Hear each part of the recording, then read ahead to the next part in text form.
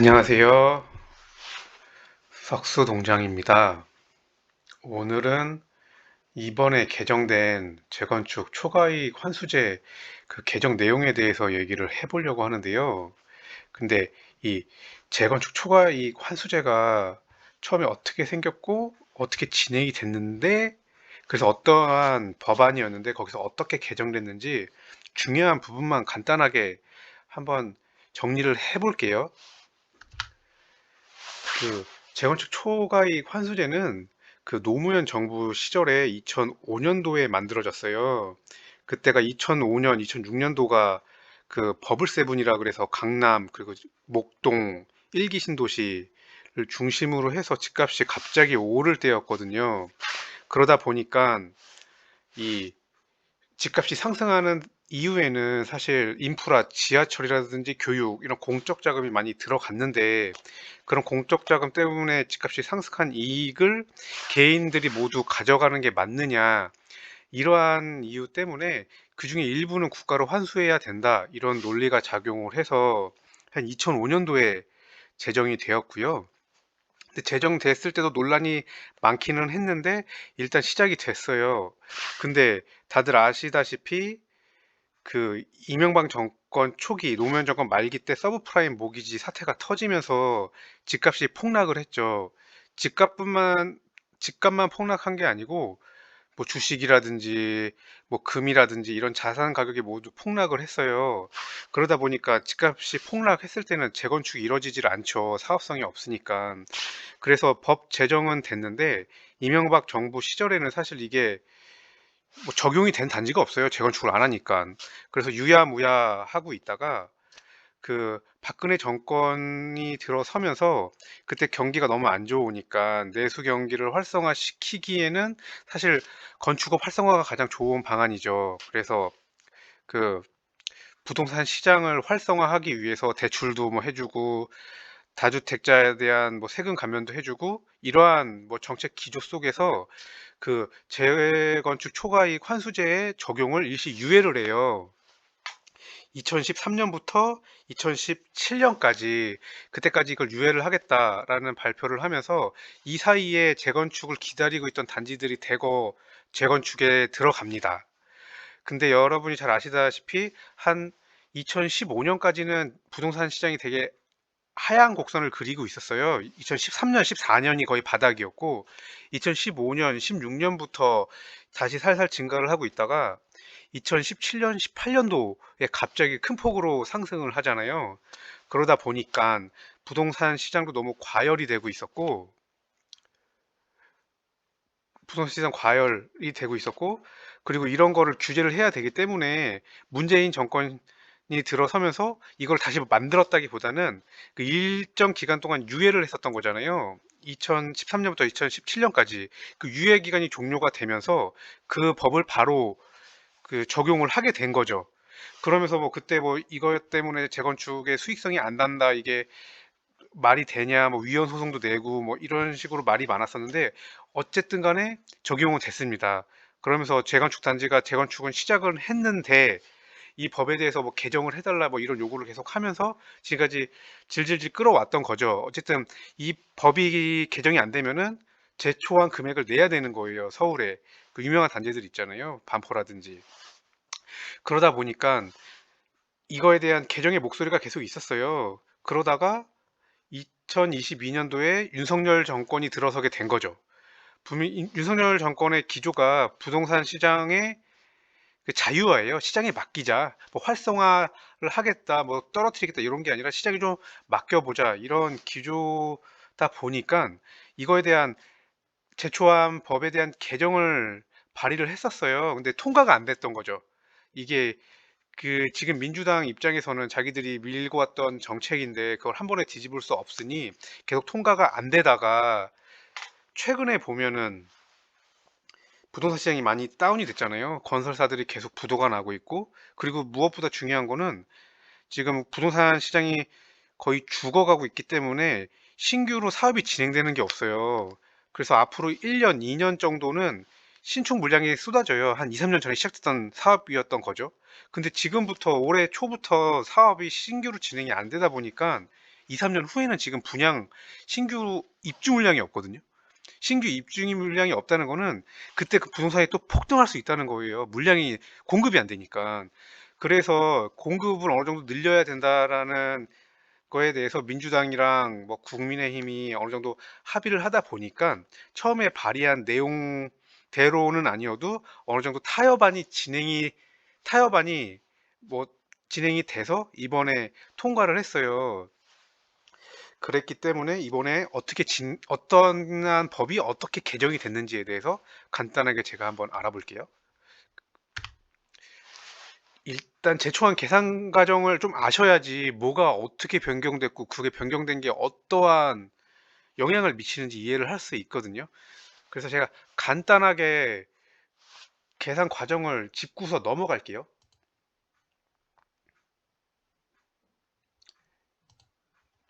보면은 재초안이라는 게 재건축을 조합이 사업을 한 거죠. 자기 사업을 땅을 기존에 있는 거를 아파트를 다 허물고 그 땅에다가 더 좋게 신축으로 세대수도 늘려서 만들어서 분양을 한 거예요.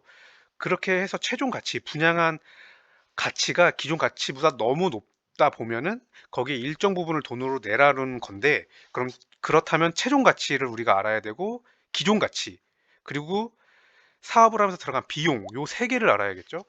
최종 가치는 기존에 준공 시점의 조합원의 부동산 가치예요. 그러니까 만약 100세대가 있었어. 100세대가 한 25평에 살고 있었는데 다시 만들어서 100세대가 35평에 들어갔다고 쳐보세요. 그러면 평수도 늘어난 게 된 거죠. 그리고 건물도 새 거다 보니까 가치가 올라가겠죠. 그렇다 보니까 준공 시점의 조합원 그 100세대의 공시지가가 기준이에요. 뭐 기존 가치도 물론 공시지가인데 기존의 25평의 공시지가가 한 3억이었는데 준공 후에 35평의 공시지가가 6억이 됐다 하면은 3억이 늘어나게 된 거죠. 그 다음에 그 재건축을 하게 되면 세대수가 늘어나잖아요. 세대수가 늘어나게 됐을 때 이 늘어난 세대수를 처분하는 방식이 일반 분양이 있고 공공임대, 공공분양 등으로 그 국가나 공공기관에 매각하는 게 있어요. 이 두 가지 늘어난 물량을 이 두 가지 방식으로 처리를 하게 되는데 일반 분양의 가치는 분양가로 산정이 돼요. 그러니까 원래 100세대가 있었는데 200세대로 늘어났다고 보세요. 그 중에 50세대는 일반 분양, 50세대는 공공 분양이라고 했을 때 그 50세대는 만약에 35평 50세대가 증가됐어요. 근데 공시지가 6억인데 실분양가는 9억으로 했어. 그러면 50세대 곱하기 9억이 되는 거죠. 일반 분양 세대의 가치는. 그리고 나머지 50세대는 뭐 공공임대, 공공분양으로 국가나 LH에 매각을 하게 되는데 이건 매각가예요. 그러다 보니까 공공임대, 공공물량에 대해서도 최종 가치에 산정이 됐었던 거죠. 그래서 이 세 가지의 가치를 더하면은 이게 최종 가치가 되는 거예요. 기존 가치는 기존 조합원 부동산의 가치가 되는 거죠. 공시지가로. 뭐 땅값이랑 뭐 건물값이랑 해서 이거는 크진 않겠죠. 거기에 개발 비용이 들어가요. 뭐 개발 비용은 당연히 뭐 땅 파고 시멘트 사가지고 뭐 공사하고 공사 인부들 뭐 인건비도 줘야 되고 이런 건축비 직접 건축비가 들어가겠죠. 그 다음에 조합 운영비, 이 조합 운영비가 생각보다 많이 들어가요. 그래서 재건축을 사람들이 속도전이라고 하는 이유가 이게 개발 비용이 개발 기간이 한 몇 년이 늘어나게 되면은 건축비는 들어간 게 아닌데 조합은 계속 유지가 되고 있는 거잖아요. 인건비 하면 뭐 총회 한 번 할 때마다 그 운영비 들어가고 그 비용이 계속 나가고 있는 거예요. 조합에서. 그럼 사업비가 계속 그 비용을 그럼 조합원들이 계속 부담을 하고 있는 거죠, 사실. 그래서 이런 부분 때문에 좀 빨리 하는 게 어쨌든 수익성에는 좋은 거예요. 그래서 이렇게 최종 가치에 뭐 기존 가치를 빼고 개발 비용도 빼는데 정상 주택 가격 상승분이라 그래가지고 동일 지역에 만약에 1년에 3%씩 상승을 했어. 아니면 뭐 부동산이 폭등해서 10%씩 상승을 했어. 그러면은 이 상승분은 빼주는 거예요. 기존 가치에서 뭐 3년 동안 10%씩 했다고 하면은 뭐 단순하게 30%를 곱해가지고 기존 가치를 쳐준다는 거죠. 근데 기존 가치가 늘어나질 않았고 0%야. 아니면 1%야. 이런 경우에는 그냥 예금 이자 있잖아요. KB 시세라든지 뭐 예금 이자가 5%다라고 하면은 그 5%로 쳐주는 거예요. 높은 거. 이 둘 중에 높은 걸로 쳐주는 거예요. 그렇게 해서 초과 이익이 산출이 돼요. 그러니까 최종 가치에서 기존 가치 개발비용, 정상주택 상승분을 빼는 거죠. 그렇게 해서 이 초과이익이 산출이 되는데, 여기에 그냥 초과이익에다가 부가유리라고 해서 재건축 초과이익, 재초안을 얼마큼 부담을 할 거냐. 그러니까 만약에 초과이익이 2억이 났다고 해보세요. 2억을 다 부담금으로 가져가는 게 아니라 그 중에 10%에서 50%를 가져가는 거예요. 이거는 구간에 따라 달라요. 그렇게 해서 만약에 50%가 나왔어. 4억이 나왔는데 50%면 2억. 2억을 내면 되는 거죠. 만약 50%라고 하면은. 근데 여기서 이번에 신설된 건데요. 원래는 요까지예요. 이렇게 이런 제도였는데 이번에 개정이 몇 가지가 됐어요. 한 4가지 정도가 개정이 됐는데 그 부분을 제가 좀 자세하게 설명을 드릴게요. 여기서 아까 전에 얘기했던 최종 가치에서 공공임대랑 공공분양, 이 부분이 오타가 났네요. 공공임대 공공분양을 그 LH나 국가기관에 매각을 했을 때도 이 금액이 최종 가치에 산정이 됐어요.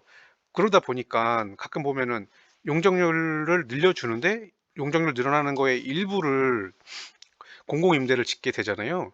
근데 이게 어떻게 보면은 조합원들한테는 크게 메리트로 가지를 않는 거예요. 이게 최종 가치에 산정이 되고 그러다 보니 분담금이 늘어나고 또 공공임대가 많아지면은 뭐 일반 분양가가 좀 떨어질 수도 있으니까 그래서 이 부분을 공공임대를 늘리는 거를 좀 망설이게 됐었는데 이번에 공공임대랑 매각 금액을 최종 가치에서 아예 그냥 제외시켜 주는 거예요. 공공임대 물량을 늘려도 최종 가치는 변함이 없는 거죠.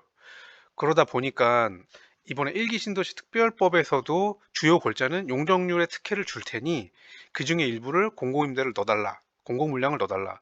그렇게 되면은 국가 입장에서는 어쨌든 간에 사업도 빨리 진행을 할 수 있고 공공임대에 대한 물량도 확보할 수 있기 때문에 좋은 제도인데 그 제도와 맞물려서 그렇게 됐을 때 최종 가치에서 공공 물량에 대한 가치를 빼주겠다. 분담금을 줄여주겠다.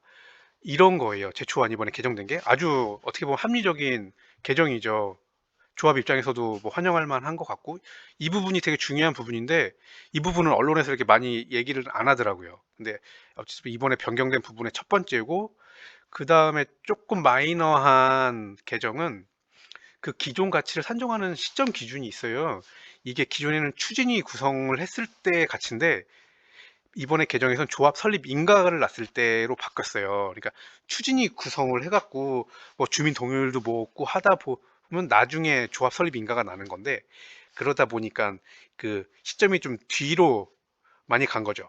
그렇게 되면은 이게 부동산의 가치가 우상향한다고 봤을 때 어쨌든 간에 늘어난 가치를 좀 줄일 수 있는 거죠. 이것도 어쨌든 분담금을 줄여주는 효과가 있습니다. 그리고 세 번째 개정안은 초과이익 구간을 구간에 따라 10%에서 50%를 반영을 한다고 했었잖아요. 그 부분이 예전에는 3천만 원부터였어요. 그러니까 3천만 원 이하는 면제, 3천만 원부터 2천만 원 단위로 구간이 정해져 있었거든요. 3천만 원에서 5천만 원, 5천에서 7천 이런 식이에요. 그래서 각 구간마다 10%씩 늘어나게 되는데 이게 처음 법이 제정되었던 2005년도에는 집값 자체가 그렇게 크지 않기 때문에 이런 구간이 합리적이었을 거예요. 그때는 집값에 비해서. 근데 집값이 몇 배 많이 물가 상승도 있지만 집값도 많이 올랐는데 그렇다 보니까 이 3천만 원의 시작 구간 그리고 2천만 원 단위의 구간이 지금은 너무 현실을 반영하지 않고 있었다는 거죠. 그래서 원래 처음에 이번에 개정안 발의 때는 1억부터 하자 뭐 이랬었는데 여야가 서로 어느 정도 한 발 한 발 양보를 해서 이번에는 8천만 원부터 시작을 해요. 그러니까 8천만 원부터는 이하는 부담률이 0원인 거죠. 그리고 5천만 원 단위로 증가를 하면서 10%씩 늘어나요. 그리고 보면은 그러면은 예를 들어서 만약에 2.3억이라고 하면은 2.3억에 30%를 곱하는 게 아니고요. 2.3억 중에 8천만 원은 부가율이 0원인 거예요. 그리고 8천만 원에서 1억 3천만 원 사이는 10%, 500만 원. 그 다음에 1억 3에서 1억 8천만 원 사이에는 그 5천만 원을 내 20%, 1,500만 원 이런 식으로 단계적으로 적용이 돼서 만약에 초과이익이 4억이 됐다고 하면은 부담액은 1.1억이 되는 거죠. 요 구간 8천만 원 요 구간 사이에 이 부담료를 적용을 하면서 늘어나는 거예요. 그래서 4억일 경우 1.1억이 되는 거죠. 이제는 변경이 됐으니까 많이 줄게 된 거죠. 그리고 네 번째 개정안은 이번에 이런 기준이 신설이 된 거예요. 그러니까 실거주자, 장기간 거주한 실거주자에게는 이런 제초안에 대한 부담을 최대한 좀 완화를 해주자, 이러한 의견이 많았기 때문에 그 6년 이상 보유한 실제 거주한 사람에 대해서는 감경을 해주자는 거예요. 근데 여기서 해야 되는 부분이 그 실거주자 중에서도 1주택자만 해당이 돼요. 그 1주택에 대한 기준도 만약에 부부랑 자녀가 살고 있는데 아빠 거야. 아빠가 그냥 1주택자야. 그러면 그냥 1주택자가 아니고요. 같이 자녀랑 같이 살고 있는데 자녀도 집이 하나 있고 딴 데 있어요. 만약 갭 투자를 했어요. 그렇게 되면 같이 살고 있기 때문에 이런 경우에는 1주택 가구가 아닌 거예요. 그래서 가구 기준으로 1주택인 경우에는 감경을 해줘요. 그래서 6년에서 7년은 10%, 뭐 1년마다 10%씩 증가를 해서 최대 20년 이상 살면 70%까지 감경을 해주는 거예요. 그래서 아까 전에 제가 예를 들었던, 만약에 초과이익이 4억이 됐어요. 그러면은 그 부담률에 따라서 1.1억을 내야 되는 거죠. 근데 만약에 이 사람의 가구가 1주택자예요. 그리고 10년을 보유했어. 그러면은 50%를 감면을 해주는 거잖아요. 그렇게 되면은 4억의 초과이익이 발생했다 하더라도 실제로는 1.1억에 50%만 부담을 하면 돼요. 5,500만 원이 되는 거죠. 이번 개정안에 의해서. 그리고 이게 생각보다 시간이 길어졌네요. 그래서 이번에 변경된 사항에 대해서 실제 예를 들면서 좀 설명을 해봤어요. 그래서 이번 제초안, 그리고 일기 신도시에 거주 중이고 재건축을 앞두고 있는 분이시라면은 이 표에 대한 거를 좀 잘 이해를 하고 있으면은 뭐 절세라든지 내가 지금 어떻게 돈이 얼마큼 필요하겠다라는 거 짐작하는 데 도움이 많이 될 거예요. 뭐 내용이 좀 길었지만 어쨌든 여러분들한테 도움이 된다고 생각해서 만들었고요. 다음에는 이 재건축이랑 관련된 핫 이슈죠. 내년부터 상당히 크게 이슈가 될 것 같은데, 일기 신도시 특별법, 그리고 재건축 분담금이라 그래서 이거는 초과 이익에 대한 환수 분담금인 거고, 이 분담금 말고 재건축 조합원으로서 재건축을 했는데 내가 일반 분양을 해서 돈을 더 벌어가지고 내 것까지 지으면은 분담금이 안 드는데, 사실 이런 경우 별로 없어요. 요즘에 물가가 워낙 비싸갖고 그 자기 집 짓는데 돈을 내야 돼요, 더. 그렇게 되면은 어쨌든 돈이 좀 들어가죠. 그래서 그런 분담금이 어떻게 산출되는지, 얼마 정도가 나오는 거는 그 지역마다 많이 달라서, 이건 어떻게 몇 평에서 몇 평 받으면 얼마가 나온다 이렇게 단정 지을 수는 없어요. 너무 다양하기 때문에. 근데 이 분담금이 어떠한 기준으로 산출이 되는지를 한번 정리를 해볼게요. 그래서 일기 신도시 특별법, 그 다음에 제초안 분담금, 그 다음에 조합원 분담금, 이 세 개 정도를 알고 있으면은 재건축에 대한 투자를 한다든지, 내가 재건축 예정인데 어느 정도 돈이 필요하겠다라는 거를 어느 정도는 가늠하실 수 있을 거예요. 그래서 이번 동영상은 이 정도로 마무리를 하려고 하고요. 이 동영상 내용이 도움이 되셨다면은 좋아요 한 번만 눌러주세요. 네, 여기까지입니다. 감사합니다.